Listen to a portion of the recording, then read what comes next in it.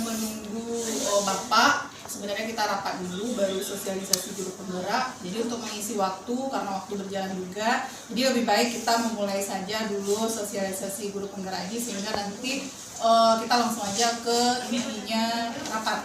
Ya, jadi di sini saya minta bantu pada teman-teman, karena ini adalah bagian tugas dari program guru penggerak. Jadi setiap calon guru penggerak itu wajib mensosialisasikan program guru penggerak ini kepada guru. Banyak sekali manfaatnya, terutama bagi diri kita sendiri. Kita lihat dulu guru penggerak tersebut. Guru penggerak itu sebenarnya apa sih? Nah, guru penggerak tersebut sebenarnya merupakan calon-calon pemimpin dari pembelajar gitu. Jadi kita dituntut sebagai calon pemimpin nantinya. Jadi tidak hanya sebagai guru ya.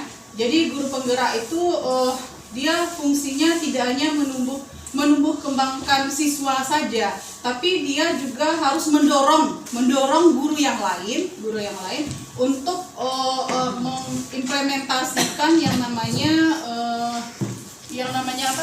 studi pelajaran yang berpihak pada murid tersebut. Kemudian dia juga harus sebagai teladan bagi guru-guru yang lainnya, dan juga guru penggerak itu wajib mentransformasikan ekosistem pendidikan ini dengan dasarnya atau acuannya kepada profil pelajar Pancasila. Itu yang guru penggerak.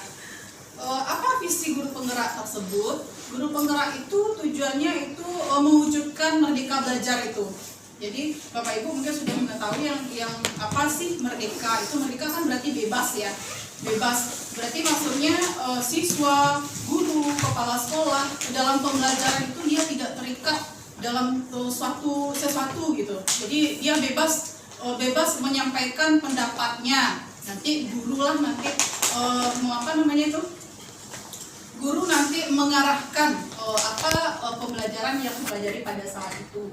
Jadi bisa saja kita memberikan tugas kepada siswa itu sifatnya tidak mutlak dalam bentuk tugas. Misalnya tugas di dalam seorang siswa itu belajar sepanjang hayat yang mempunyai suatu kompetensi, kemudian dia masih mempunyai nilai-nilai atau karakter yang berpijak kepada nilai-nilai Pancasila. Jadi di sini masih berpatokan kepada nilai-nilai Pancasila.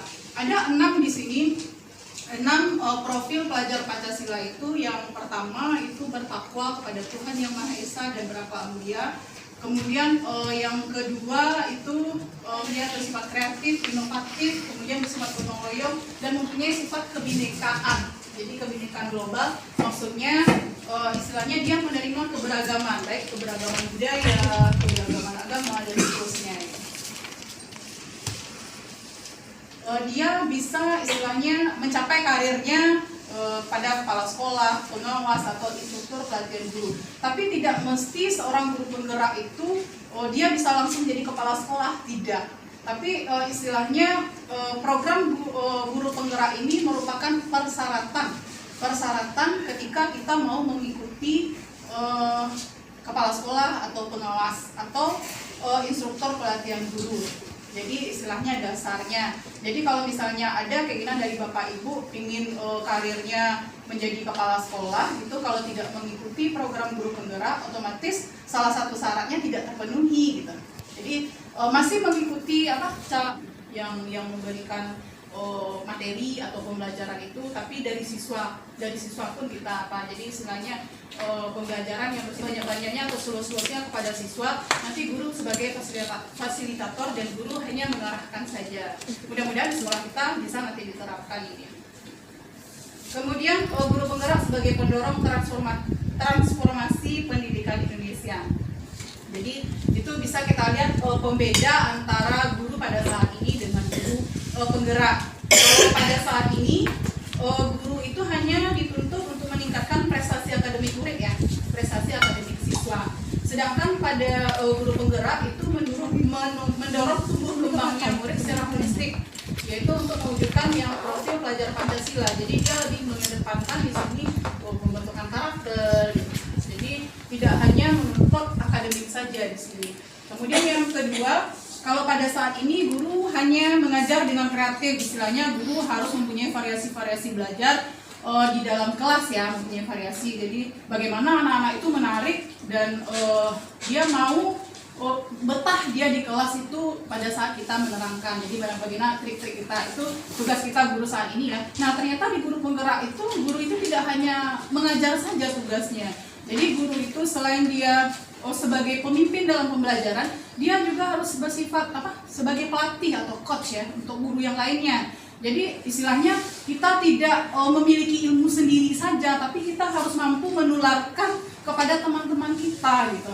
Jadi itulah sebenarnya yang dinamakan guru hebat itu. Jadi guru hebat itu adalah guru yang punya ilmu yang tidak dikonsumsinya sendiri gitu. Dia mampu menularkannya ke orang lain. Nah, itu tujuan dari guru penggerak itu. Jadi selain pemimpin pembelajar, dia juga harus sebagai coach atau pelatih bagi guru-guru lainnya. Modul umum berarti nanti ada sebelum kita mengikuti program guru penggerak ini, kita juga ada sosialisasi atau kebijakan-kebijakan yang ada dari Kemdikbud. Kamu berarti modul yang akan kita pelajari. Jadi modul yang akan kita pelajari itu ada 4. Yang pertama itu paradigma dan visi guru penggerak. Yang kedua praktik pembelajaran yang berpihak pada murid. Yang ketiga pemimpin pembelajaran dalam pengembangan. Dan yang keempat pendampingan. Dan terakhir itu rencana tindak lanjut dan evaluasi, itu struktur pendidikannya. Nah untuk modul yang pertama yang sudah saya lewati, itu dia meliputi submodul ada 4 tadi ya, mulai dari filosofi pendidikan, kemudian nilai dan peran guru penggerak, kemudian visi dan misi guru penggerak, dan terakhir yang keempat itu budaya positif. Jadi kita lihat filosofi sedikit ya mengenai materinya dulu. Soalnya materi-materi yang ada di guru penggerak tersebut sangat menantang sekali, kemudian sangat menginspirasi ya bagi kita sebagai seorang guru. Kita lihat filosofis pendidikan Indonesia itu berpijak pada pendidikan yang disampaikan oleh Ki Hajar Dewantara. Jadi Ki Hajar Dewantara ini menyampaikan bahwa pendidikan itu merupakan pemberian tuntunan. Jadi tuntunan segala kekuatan kodrat yang dimiliki anak agar ia mampu mencapai keselamatan dan kebahagiaan yang setinggi-tingginya, baik sebagai seorang manusia maupun sebagai anggota masyarakat. Jadi pendidikan itu kita berikan kepada siswa sesuai dengan kodratnya, maksudnya sesuai dengan potensi yang dimilikinya gitu. Jadi apa potensi yang dimilikinya itu yang kita kembangkan. Jadi itu fungsi kita gitu. Jadi istilahnya pendidikan atau pembelajaran itu diberikan istilahnya suka sama suka, senang gitu, nyaman, tidak ada rasa suatu keterpaksaan gitu. Tidak ada keterpaksaan. Kita mengajar siswa ini kita paksa dia enggak. Jadi kita berpijak kepada filosofi ini. Jadi istilahnya antara guru dan siswa itu saling suka sama suka, saling senang, saling bahagia. Jadi bagaimana cara kita memunculkannya? Itulah kreativitas siswa, kreativitas guru dan siswa. Kemudian materi berikutnya di sub modul 2 itu nilai-nilai dan peran guru, udah saya sampaikan tadi. Kalau nilai-nilai yang harus dimiliki oleh seorang guru penggerak itu dia harus bersifat mandiri, kemudian bersifat reflektif. Mandiri itu maksudnya dia bisa mengerjakan apa yang ditanggungjawabkan kepada dia itu secara sendiri. Walaupun nantinya kalau ada kendala atau masalah dia boleh bertanya kepada guru lain, karena itu yang namanya kolaborasi tadi ya. Kemudian seorang guru penggerak itu dia bersifat reflektif.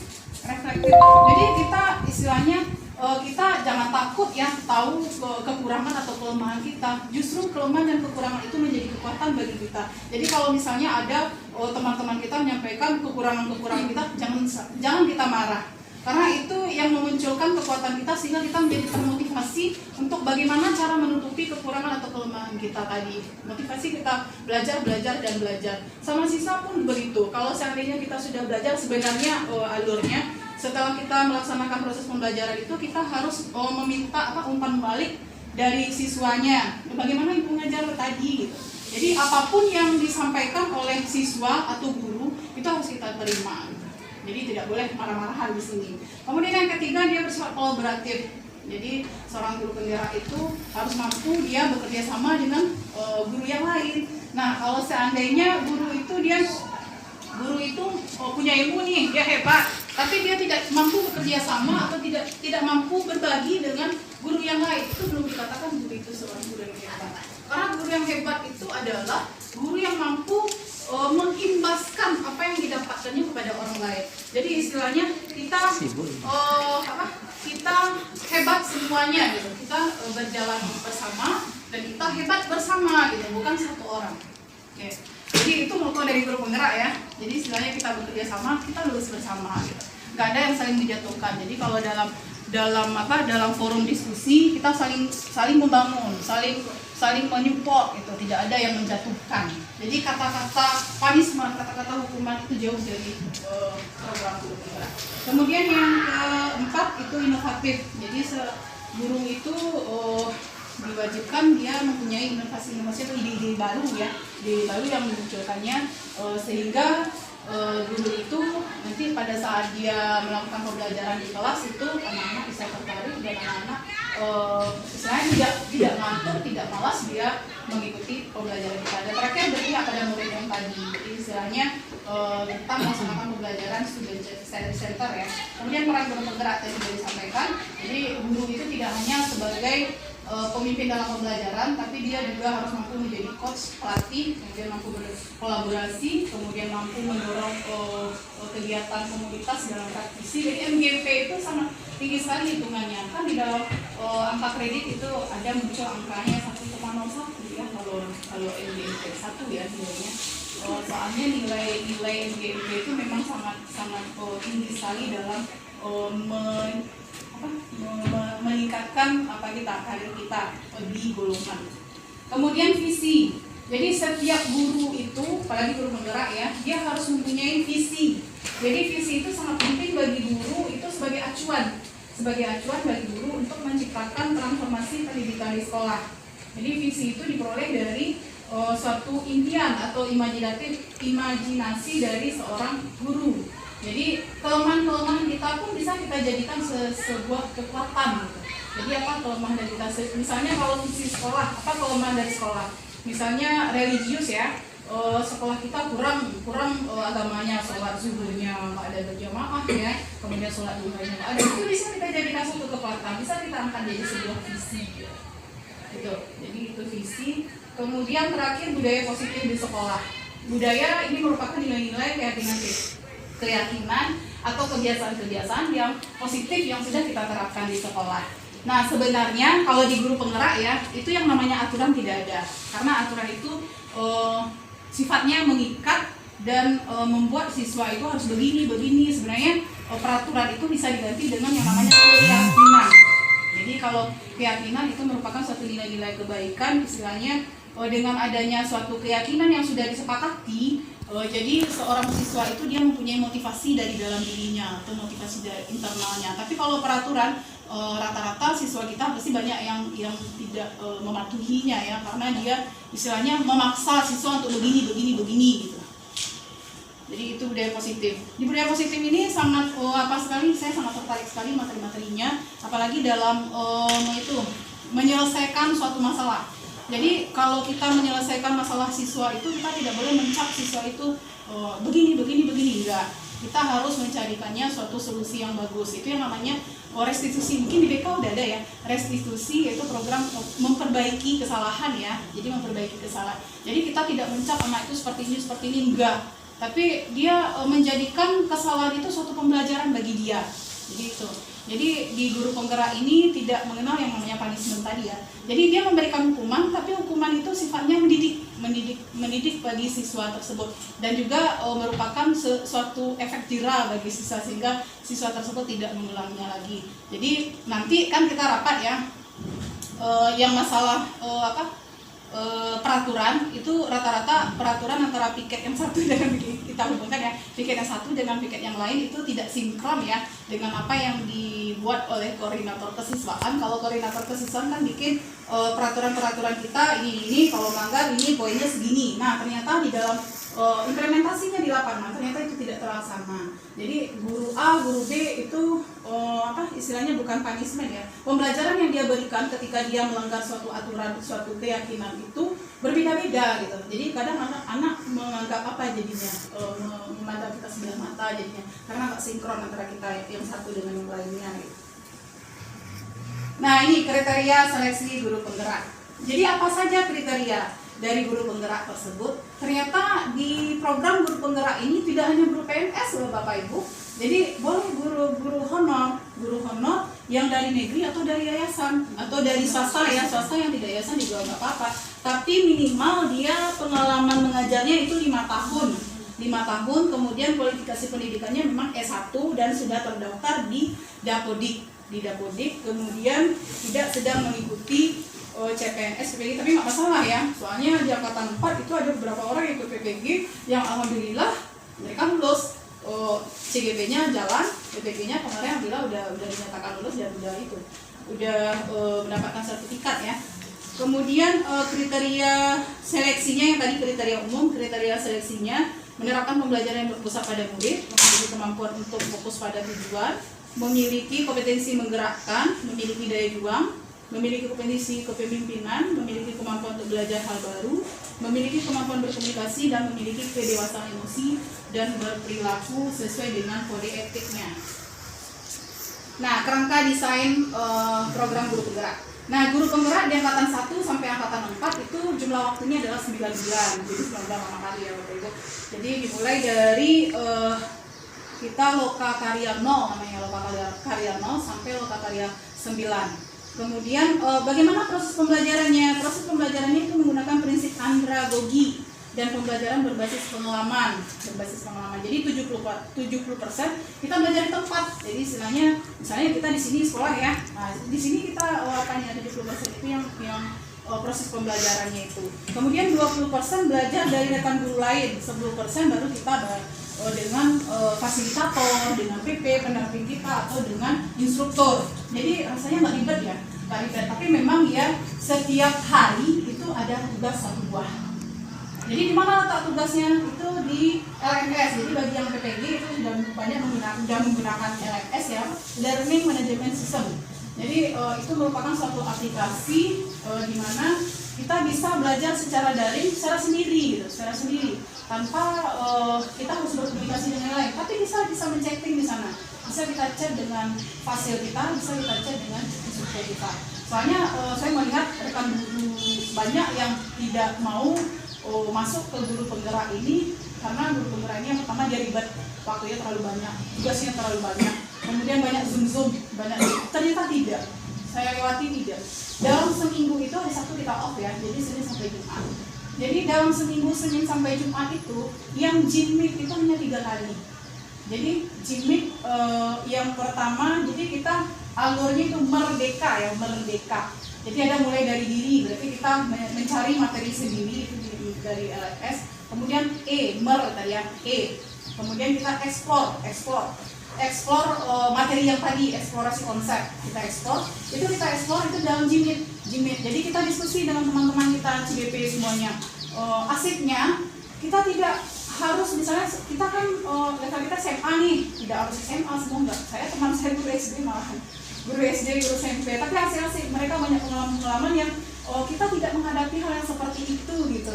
Jadi istilahnya semakin banyak lah ilmu yang kita peroleh dari teman-teman yang beragam itu. Jadi itu jimit yang pertama ya. Kemudian R lagi ya. Yang R ruang kolaborasi. Jadi setelah kita diskusi jimit pertama, kemudian kita diskusi presentasi. Jadi kita udah diskusi tadi dengan teman-teman CDP, kita presentasikan. Di sana ada fasilitatornya. Jadi kita presentasikan masih di ruang maya gitu, virtual, masih di jimit. Jadi nggak empong ternyata. Masih jimit kita ada fasil. Jadi kita diskusi, kemudian fasil nanti yang mengarahkan, namanya fasilitator ya. Dia sebagai memfasilitasi kita. Jadi setelah itu baru kita R lagi ya, R-nya 2 ya, baru refleksi. Jadi 2 jimit baru ya, refleksi. Refleksi itu kita mencerminkan kembali, mengulang kembali materi-materi yang kita dapatkan tadi. Kita refleksikan apa sih kekurangan kita, apa kelemahan kita gitu. Nah, jadi kita refleksikan, mengelaborasi pemahaman, itu kita masih jimit lagi. Berarti 3 kali jimitnya. Jimit dengan instruktur itu luar biasa. Kalau dengan instruktur ini pengalamannya udah nasional ya. Malahan ada beberapa yang internasional ya. Misalnya dia menyampaikan pengalaman-pengalamannya sesuai dengan materi yang kita pelajari pada saat itu. Misalnya tentang budaya positif, dia ceritakan pengalamannya. Kalau saya kemarin dapat itu Pak Cordoba itu dari Bali. Tapi luar biasa sekali karena dia staf pengajar di sekolah alam ini. Jadi berbeda sekali dengan kita. DE elaborasi K lagi ya. K koneksi antar materi. Jadi kita harus mengaitkan antara materi satu dengan materi berikutnya. Tadi di modul 1 kan ada 4 ya sub modul. Ada mulai dari filosofi, Ki Hajar Dewantara tadi ya, kemudian nilai dan peran guru penggerak, visi, misi, dan budaya. Kita kaitkan semuanya. Nah, ternyata saling berkaitan antara pendidikan yang disampaikan oleh Ki Hajar Dewantara, visi misi kita sebagai guru penggerak, kemudian apa nilai dan peran kita, dan terakhir kita hubungkan dengan budaya positif. Ternyata sangat menyangkut sekali. Nah, itu di apa tadi? Koneksi antar materi. Dan terakhir merdeka. A lagi ya. Kalau A nyata. Ya benar. Aksi nyata. Jadi apa yang kita dapatkan itu kita aplikasikan di sekolah gitu. Kita bikin aksi nyata, misalnya seperti budaya positif. Apa yang tidak ada di sini? Kita contohkan aja ya. Misalnya seperti kegiatan Jumat kita ya Umi, kegiatan Jumat kita kan hanya terikat dengan kultum. Nah, kita munculkan kembali Jumat bersih. Nah, itu merupakan salah satu budaya positif. Jadi kita aplikasikan ke siswa-siswa kita. Nah, ternyata belajar itu tidak hanya dalam kelas ya. Belajar itu memungut sampah itu juga belajar dia. Belajar apa itu? Karakter, pembentukan karakter. Jadi di guru penggerak ini belajarnya tidak hanya belajar akademik ya, tidak hanya belajar akademik. Jadi semua yang kita laksanakan itu merupakan proses belajar. Ya. Nah, ini sudah tadi ya tujuannya profil pelajar Pancasila. Kemudian ini perjalanannya, mulai dari kalau kita sudah masuk ya, seleksi tahap pertama kita mengisi CV, esai, dan tes bakat skolastiknya. Kemudian di tahap kedua kita ada simulasi mengajar dan wawancara terakhir. Kalau dinyatakan bisa lulus, kita ikut lokakarya perdana atau lokakarya 0 dan masuk sampai modul 1 dan modul 4 dan sampai lokakarya 9 ya. Lokakarya 9 ini akhirnya tutup kita wisuda. Ada nanti evaluasinya terakhir. Cuma di angkatan 5 dan 6 itu katanya masih 9 bulan lagi udah di press. Jadi mungkin karena keterbatasan dana mungkin, kemudian karena terlalu lama juga 9 bulan loh pendidikannya, jadi di press oleh pemerintah karena dievaluasi juga. Sekarang jadi 6 bulan. Jadi siapa yang istilahnya masih muda-muda ya, masih punya semangat jiwa yang tinggi, tapi nggak kalah juga yang tua-tua harus ikut. Bisa tuh. Iya, pasti bisa. 6 bulan tinggal lagi udah 9 bulan. Bisa tuh, men. Pembelajarannya hanya di tempat, jadi 70% hanya di tempat. Yang berikutnya itu pembelajaran jumlah itu hanya 10% dengan hasil dan instrukturnya. Nah, bagaimana cara kita mengikutinya? Nah, ini situsnya https://2 garing sekolah penggerak .sim.pkb.id garing. Nah, bisa di apa ini, di searching ini, kemudian nanti akan muncul ini portal layanan program GTK Kemdikbud. Kemudian diklik guru penggerak dan kita login di sini. Kita login. Kalau misalnya seandainya Bapak Ibu semuanya pasti udah punya SIM PKB ya. Dan muncul ke apa ya? Laman masuknya itu kita masukkan username yang ada di SIM PKB kita. Baik itu biasanya ini bisa kita menggunakan ID pembelajar ya, ID belajar, atau bisa kita menggunakan memang username dari SIM PKB sendiri, dari nomor UKG, kemudian kata sandi, dia bisa terbuka dia lagi. Kita itu seleksi pertama, kita download, kita isi CV-nya dulu, kemudian kita download berkas-berkasnya, nanti bisa kita minta tanda tangan kepada yang berkepentingan, seperti kepala sekolah atau teman sejawat. Dan terakhir, kalau ada yang berminat silahkan. Kalau di angkatan 5, angkatan 6 sudah jalan, cuma tidak ada Kota Padang. Insyaallah angkatan 7 akan udah saya siap. angkatan 7 akan mulai buka. Tolong dicek-cek SIM PKB-nya. Mudah-mudahan Bapak Ibu, semakin banyak kita guru penggerak, semakin banyak yang kita dapatkan, dan semakin istilahnya semakin banyak kita berbagi ya, semakin banyak kita berbagi Bapak Ibu, dan semakin banyak hal-hal yang baru yang kita munculkan, sehingga apa yang kita impikan di sekolah ini bisa tercapai. Mungkin ada yang mau ditanyakan Bapak Ibu? Ada yang tertarik? Kalau tertarik boleh tanya. Tertarik lah. Kalau kemarin saya kemarin itu ada orang dari gubernuran yang bagian pendidikannya, dia sudah mencari-cari itu sekolah-sekolah yang mempunyai guru penggerak. Jadi dari datanya Jadi fungsinya nanti yang pertama dia guru penggerak itu sebagai apa? Istilahnya dia yang dilatih, kemudian dia nanti yang mengimbaskan ilmu yang didapatkannya tadi ke guru-guru yang lain. Jadi istilahnya kita kan semakin hebat kita juga semakin hebat. Ya, selamat pada guru penggerak siapa yang sebat. Ada yang mau ditanyakan Bapak Ibu? Kalau nggak ada, saya pilih aja. Assalamualaikum warahmatullahi wabarakatuh. Waalaikumsalam warahmatullahi wabarakatuh.